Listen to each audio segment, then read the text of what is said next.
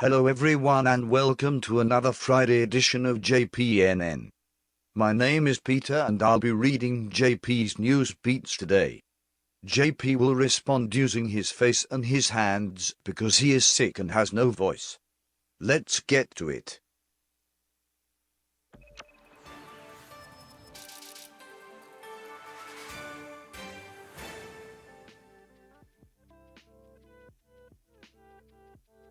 Our first story has us following up on the allegations against Nintendo, when a contactor filed a complaint to the National Labor Relations Board.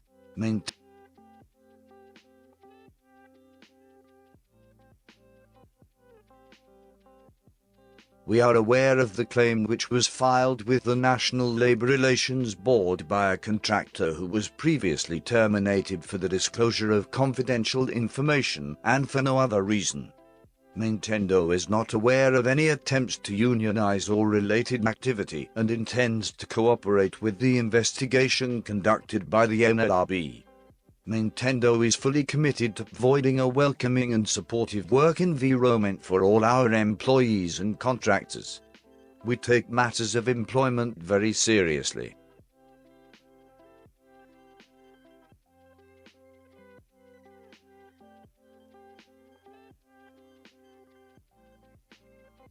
Maybe. Or maybe they got caught. It seems weird. Next story. A federal judge, Laurel Beeler, dismissed most of her former Sony PlayStation employees' gender discrimination lawsuit claims against the gaming giant on Thursday, but she was given an opportunity to make a stronger case.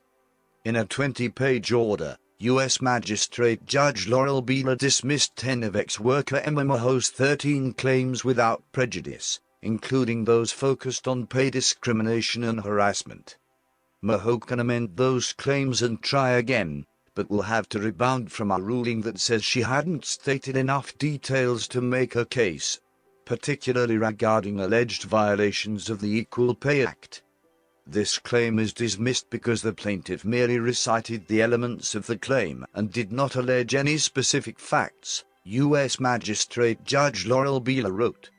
For example, she does not describe her work or how her work was substantially equal to the work of any male allegedly paid more than she was paid. Maho can continue to sue Sony over 3 claims involving wrongful termination and violation of whistleblower protections, the judge ruled. The plaintiff has been offered leave to amend and granted 28 days to prepare a second complaint that addresses the judge's concerns.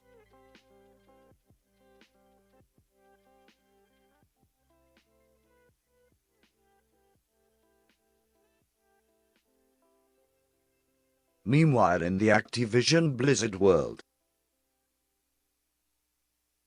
U.S. District Judge Anderson has dismissed a lawsuit filed against Activision Blizzard by a group of the studio's investors, but given them a window to revise their complaint and file again.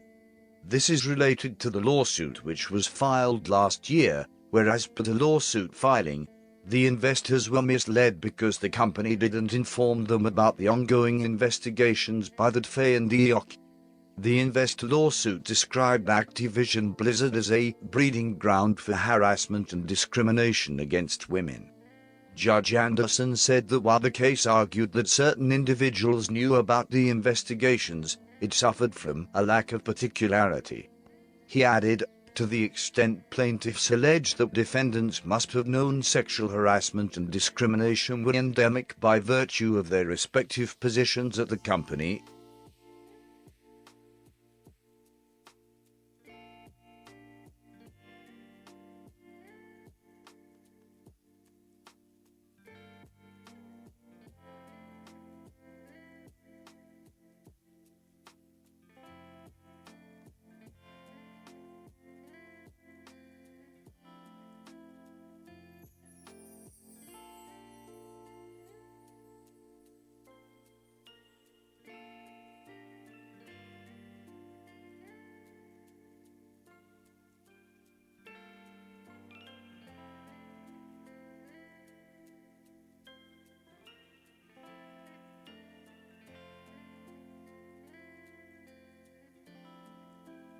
We hit the limit for the website. What the fuck?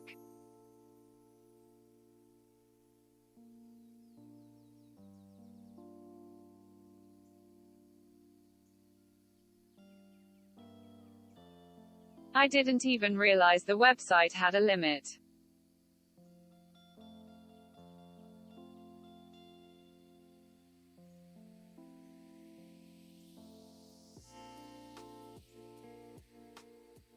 They really do charge you for anything these days. What is this lady's voice?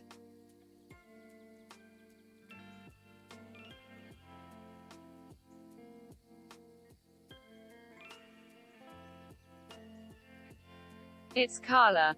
Let's move on with Carla and read the next bit of news on Activision Blizzard. Fuck Peter. Activision Blizzard announced the election of Lulu Cheng Meservey to its board of directors. It is a privilege to join Activision Blizzard's board at such a crucial juncture in the company's history, as big opportunities lie ahead and the mission to connect people around the world is more important than ever, said Meservey. I look forward to bringing my experience to the company as it delivers on key priorities for employees, shareholders, and players worldwide. Hendrik J. Hartong III and Casey Wasserman have said that they will not seek re-election to the board. Their roles as directors will end upon the new election of directors at the 2022 annual meeting. Editor, this part can be ignored if you want and are not feeling well. Just some context to these changes. This new board developments for Blizz is follow-up after its failure to comply with a California law, which requires it to have at least 3 women board members. It had more than 3 years to fulfill the minimum and blamed its non-compliance on Microsoft acquisition talks.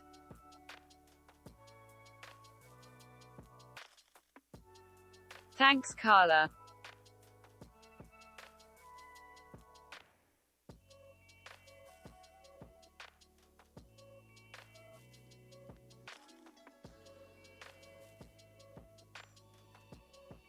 Activision Blizzard sounds like a great company.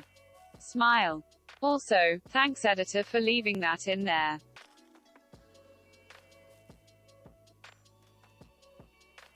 Koei Tecmo has become the latest Japanese games publisher to significantly increase staff salaries, following in Capcom and Bandai Namco's footsteps.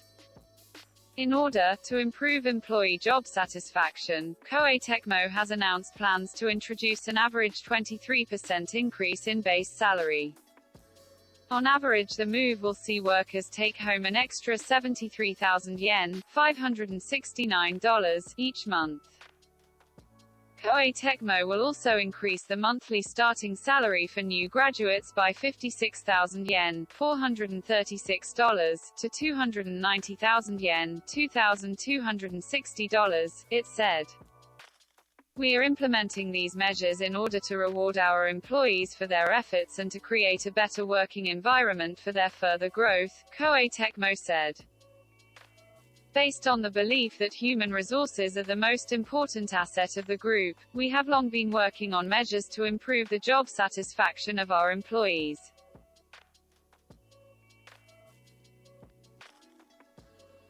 Good. Perfect World Entertainment has been rebranded and is now Gearbox Publishing. In the announcement, we're incredibly excited to announce that we are now Gearbox Publishing. What does this mean for me? You will begin to see new branding for our games, replacing the Perfect World Entertainment logo with the Gearbox Publishing one. Additionally, our email addresses will change, so expect to receive newsletters and support tickets from new @gearboxsf.com accounts. Your favorite games should still be playable as usual. What does this mean for Perfect World Entertainment games? All of our games will continue to be published by the same group of enthusiastic gamers. Though the company name is changing, our titles, development plans, and passion for our work will remain. Great. Next. Gearbox Entertainment Company, which is an Embracer Group subsidiary, has acquired Lost Boys Interactive, the company's announced. Gearbox announcement.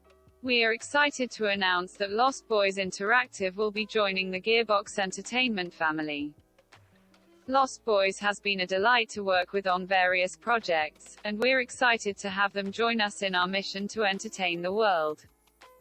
Embracer Group announcement. It's time to embrace more talents. Lost Boys Interactive, the US-based video game studio working on both co-development for top-tier games and original IP for PC and consoles, with a team of 220 plus, is joining the family as a subsidiary to Gearbox Entertainment. A warm welcome to the group. Lost Boys Interactive recently worked with Gearbox Software on the development of Tiny Tina's Wonderland.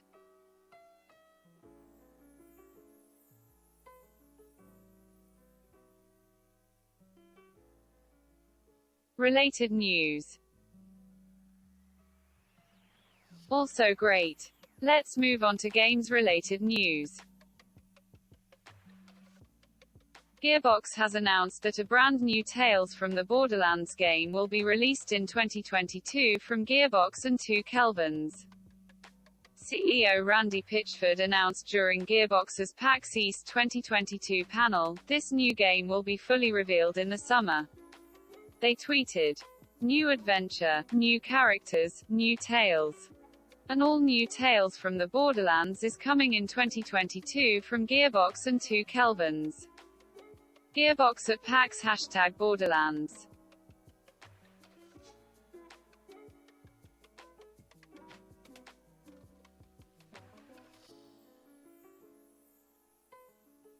Carla, it's 2K.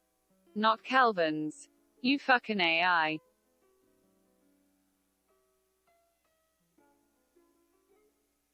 Frogwares issued a statement and has postponed Sherlock Holmes, Chapter 1 indefinitely on Xbox One due to the war in Ukraine.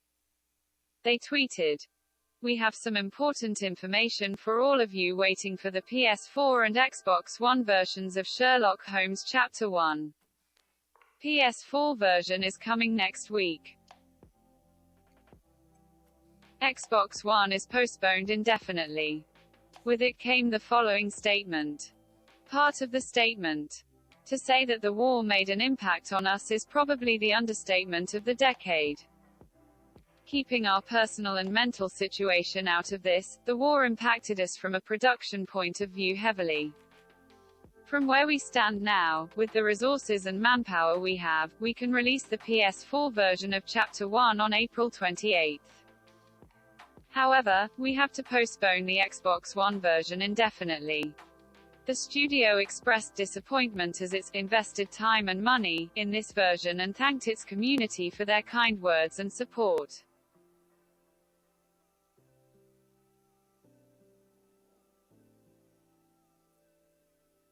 Ollie, I'm doing the news, we can't go out right now. Calm down.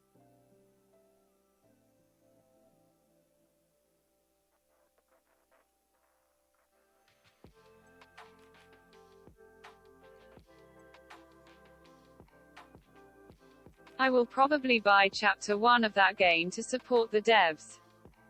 I can't even imagine their situation. The Game Rating and Administration Committee of Korea has rated Siphon Filter, Siphon Filter 2, Siphon Filter, Dark Mirror, and Siphon Filter, Logan's Shadow for PlayStation 4 and PlayStation 5. The titles will likely be offered as part of the PlayStation Plus Premium tier set to launch in June, which includes access to a catalog of beloved classic games, from the original PlayStation, PlayStation 2, and PSP generations. Context. Usually when game is spotted in the Korean rating board it means that the game is close to release, so we can expect an announcement soon-ish.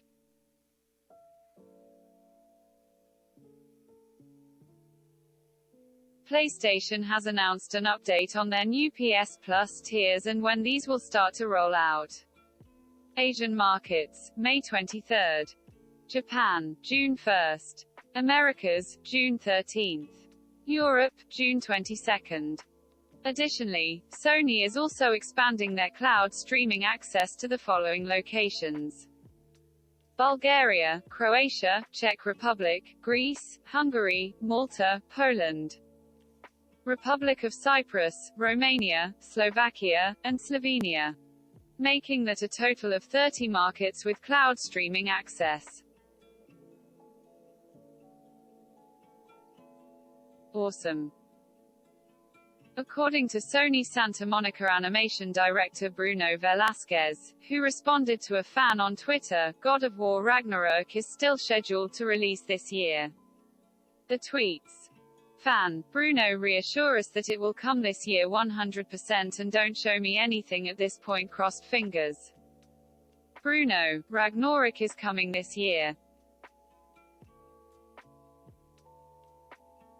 Fuck. Yeah. Nintendo revealed Splatoon 3 release date. Splatoon 3 will be coming September 9th. IN coming. Splatoon 3 splashes down. Whoa.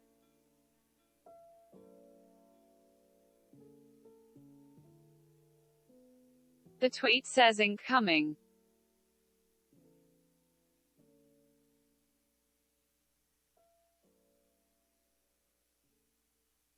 They spelled incoming like ink.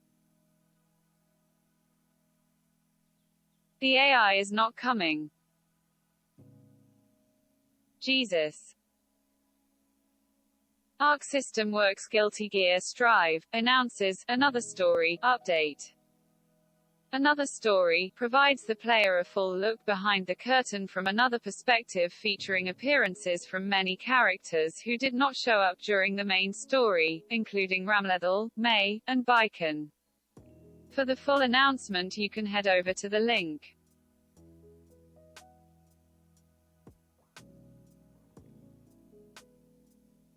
The link is https://arcsystemworks.com/guilty-gear-strive-another-story-update-announcement/. Thanks Carla. Rocket League has gave up the ball for the Bash, as they announced a brand new mode coming April 27th. Announcement. On April 27th, Knockout Bash will introduce a new free-for-all mode, golden gift baskets, and spring-themed challenge rewards. Do you have what it takes to become Knockout Champion? No. Because I am a robot. The House of the Dead remake will be coming to PS4, Xbox One, PC, through GOG and Steam, and Stadia on April 28th. Cool. Cool. Warner Bros. Games and developer TT Games announced that LEGO Star Wars: The Skywalker Saga has set a new record. LEGO Star Wars: The Skywalker Saga sold through 3.2 million units worldwide in its first 2 weeks of release, surpassing sales of all previous LEGO console game launches, as well as sales records across every platform, region, and edition.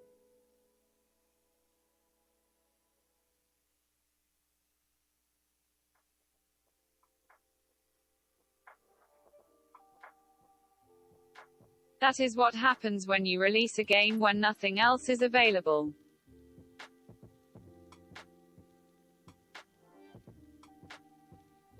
Instead of all games on the same fucking day. Dying Light 2: Stay Human sold 5 million copies in its first month of release, publisher and developer Techland announced. Sales of the first Dying Light have also surpassed 20 million units. The success of the Dying Light franchise is a great example of the unforgettable experiences we create for our players, said Techland CEO Pavel Marchuka in a press release. New content for Dying Light 2, Stay Human, including some highly requested features, will be announced next week.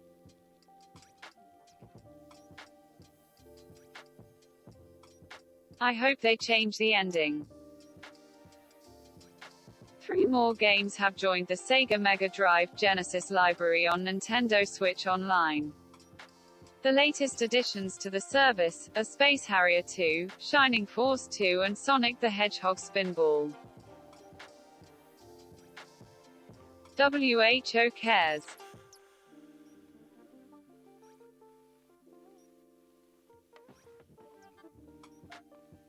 Wait, it read who as WHO. World Health Organization. I got it.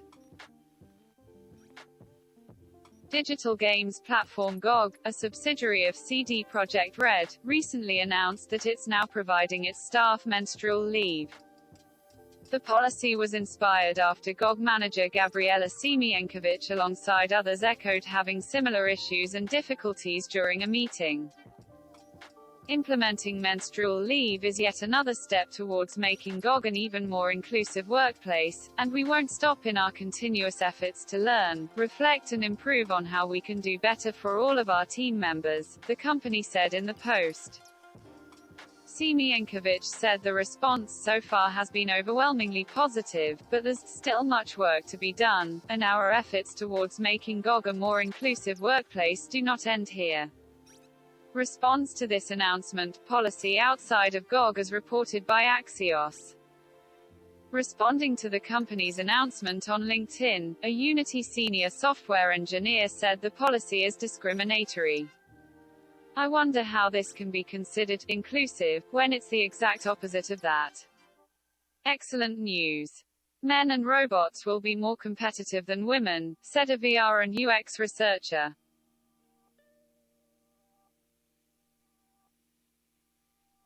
What the fuck?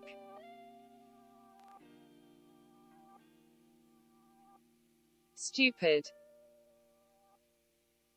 Skate 4 will reportedly include an online free skate mode which lets users hang out and build skate parks together. According Jeff Grubb, on the show Grubsnacks where he talked about the leaked pre-alpha footage of Skate 4, EA's attempting to modernize the series without taking away from what fans loved about the 3 original games, the last of which released in 2010. They are going to be taking some modern stuff, specifically the kind of stuff you might see in our Forza game or a lot of modern online multiplayer games, where you're going to have a lot of customization options for your character, a lot of skins for your board, things like that, he said. And there's going to be a lot of user-generated content, where you can wrap up your board with some crazy stuff that the community has made. They're going to really emphasize that stuff.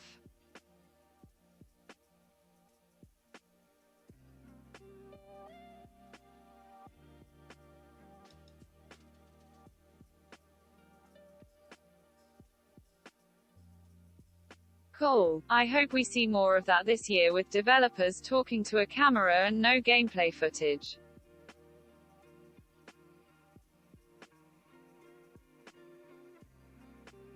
TS. And maybe some NFTs. And maybe some NFTs. That is going to do it for JPNN today. Thank you for staying with us through what is probably our weirdest episode yet. As always, make sure to drop a comment, like the video, and subscribe if you aren't already subscribed. We'll be back on Monday with more JPNN.